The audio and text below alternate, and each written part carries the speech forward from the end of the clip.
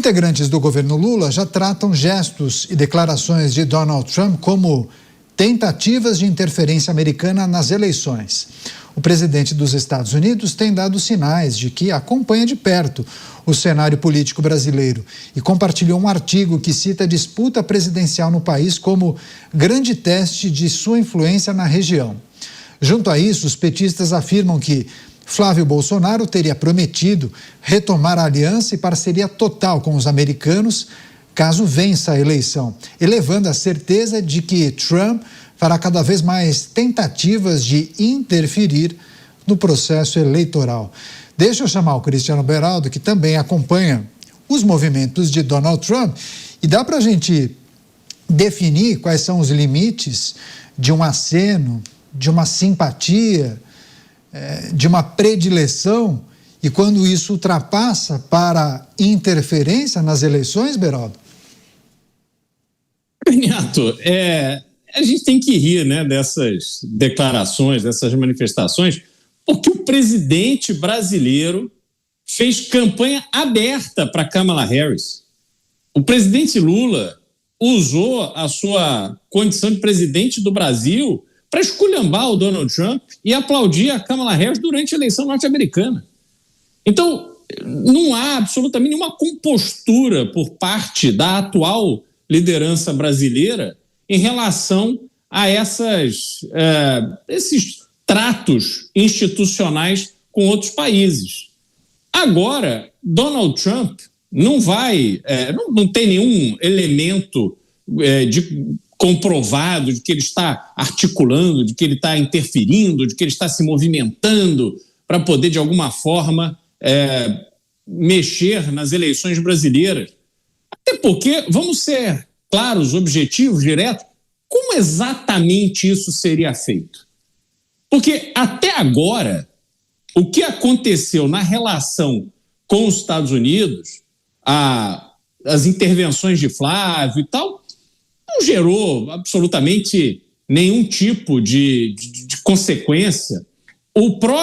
A própria aplicação das tarifas foi derrubada pela Suprema Corte norte-americana. Agora os Estados Unidos criam aí uma série de outros argumentos para tentar colocar as tarifas em relação a alguns setores brasileiros, não são todos, dentro de um outro contexto, mas isso também o governo brasileiro deveria estar se organizando para não apenas debater numa mesa de reuniões, mas, se for preciso, atuar de forma jurídica para impedir que essa tributação, essa tarifação excessiva aconteça. Só que a gente tem que lembrar, o Brasil é recordista em taxa, tarifa, imposto. O Brasil tributa brutalmente tudo que vem dos Estados Unidos. Então há, óbvio, um desequilíbrio nas relações comerciais entre Brasil e Estados Unidos. Dependendo da mão que você estiver, você está liquidado. Se você for trazer produto para o Brasil, você está liquidado. O Brasil é esse país, em termos tributários, é esse país que vive sempre com a visão da má-fé. Todo contribuinte age de má-fé. Todo contribuinte é sem vergonha. Aí vai lá o fisco, malho em cima do contribuinte. E a gente tem que se bater para poder conseguir se defender. Às vezes fica anos com um processo, com o caso que você vai ter que resolver. Lá na frente, alguém decide recobrar o bom senso e te dá razão. Mas o tempo, a energia, o dinheiro que você gastou nessas questões é brutal. É só nós observarmos a realidade tributária brasileira que ocupa a vasta maioria do nosso judiciário. O Brasil não tem moral alguma para se colocar nessa posição de ai, meu Deus, Estados Unidos estão colocando tarifa nos meus produtos. Isso não existe, isso é diplomacia de quinta categoria que só poderia vir dessa gente desqualificada que está ocupando o Palácio do Planalto e destruindo a economia brasileira e as relações internacionais brasileiras. Não há moral, não há condição moral do presidente brasileiro e dos instrumentos do qual ele dispõe, como o próprio Itamaraty, que hoje serve de um mensageiro para essas mensagens bobocas, ridículas, que rebaixam a capacitação do corpo diplomático brasileiro, que é formado por pessoas que têm a nossa admiração, pessoas que realmente são referência no mundo diplomático, mas hoje se limitam, porque a orientação que vem de cima é de uma mediocridade atroz. Então, Caniato, é uma bandeirinha de quinta categoria que esse governo fica empunhando, mas que fato concreto, preto no branco, não tem nada que eles possam apostar ou apontar como algo que efetivamente se caracterize como uma interferência norte-americana na eleição brasileira. Pois é, deixa eu chamar o Mota também para avaliar essa situação. Mota, dependendo da sintonia que o pré-candidato ou o candidato tem com a liderança estrangeira, se tiver sintonia, é apoio. Se não tiver, é interferência. É disso que se trata? Acho que está fechado o seu microfone, Mota. Checa aí. Tá ouvindo agora? Isso, perfeito. Eu achei essa matéria muito curiosa, porque a matéria diz que Trump tem dado sinais de que acompanha de perto o cenário brasileiro. Não diga! A matéria também afirma que Trump tomou decisões que dialogam com pautas do debate político no Brasil. Eu não sei muito bem o que significa isso, né? Dialogar com pautas do debate político. Mas, pelo que eu consegui entender, auxiliares da presidência da República, veja a expressão, auxiliares da presidência da República acham que há uma tentativa do governo americano de influenciar o ambiente eleitoral brasileiro. E eu acho que a matéria tem razão. Não há dúvida que Trump acompanha, que o governo americano acompanha o que está acontecendo no Brasil. E vamos combinar, o Estado brasileiro dá motivo para isso. Eu também acho provável que o governo americano, de uma forma ou de outra, tente influenciar o ambiente eleitoral a favor dos seus interesses, porque isso é uma coisa que o governo americano faz desde 1776, defender os seus interesses, onde quer que eles estejam ameaçados. E já aconteceram vários episódios aqui no Brasil, nos últimos anos, que de uma certa forma ameaçam esses interesses. A questão é se o governo americano fez alguma coisa indevida, imprópria ou ilegal. E nesse caso, eu acho que a resposta é um provável não. Pois é, deixa eu chamar o Luiz Felipe Dávila para trazer também suas impressões. Dávila, o que diz as regras no relacionamento entre os países? A diplomacia diz de forma expressa quais são os limites de um presidente que tem simpatia por outro? O que é apoio, o que é interferência? Olha, nós precisamos olhar duas coisas. O que é apoio e o que é interferência? Primeira coisa, vamos olhar o que é interferência. Sabe o que é interferência? O presidente Lula apoiar abertamente na última eleição Joe Biden e chamar Donald Trump de fascista. O que o presidente do Brasil tem que dizer sobre isso? Ele é chefe de Estado. Ele deve estar olhando para os interesses brasileiros. Isso que é tentar se meter com a sua opinião em uma eleição de outro país. No caso do Brasil, não tem nada a ver isso. Aliás, eu vejo com perplexidade como alguns jornalistas escrevem cada bobagem. Por exemplo, ontem a manchete era assim: a influência Donald Trump elegeu o novo presidente da Colômbia. Não, gente, quem elegeu o novo presidente da Colômbia foram os colombianos, o que é uma afinidade óbvia, ideológica, entre candidatos da direita com o presidente americano. Só isso. Então, é uma deturpação da realidade de uma forma absurda.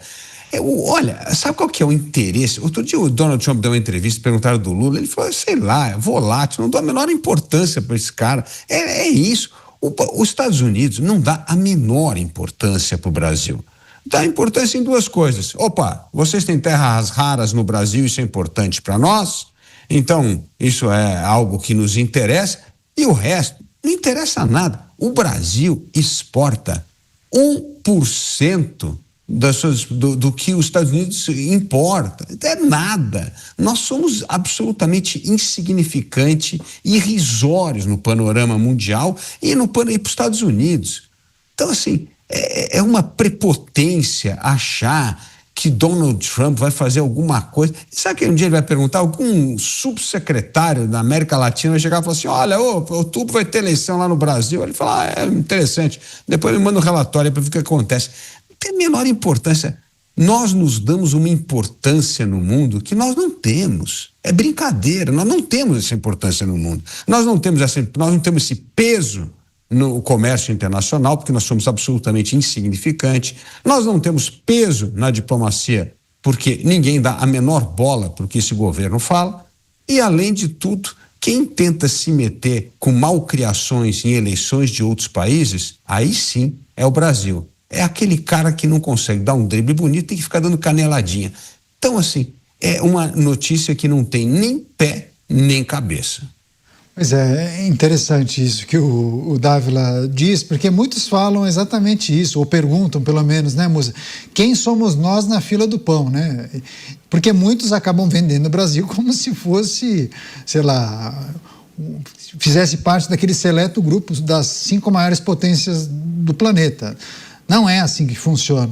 Mas, enfim, muitos estão querendo colar essa retórica no discurso, né? De que há um movimento por parte dos Estados Unidos de interferir nas eleições, de privilegiar Flávio Bolsonaro.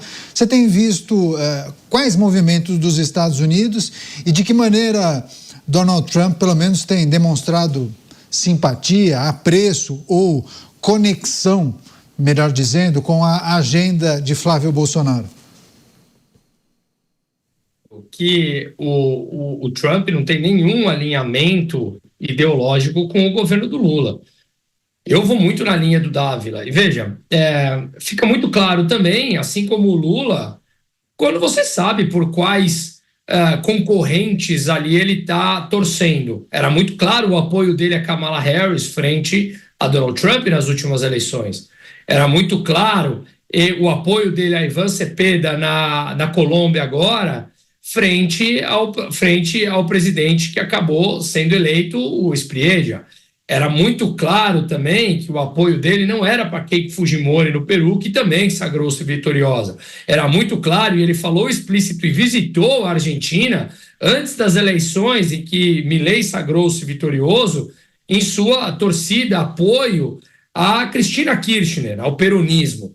Era muito claro o apoio ao Maduro. Ele foi muito explícito contra a retirada do Maduro do poder, um autoritário ditador. Ele sempre apoiou Cuba. Ou seja, fica muito claro o alinhamento ideológico. E todos nós temos nossos vieses. Faz parte do ser humano como um todo.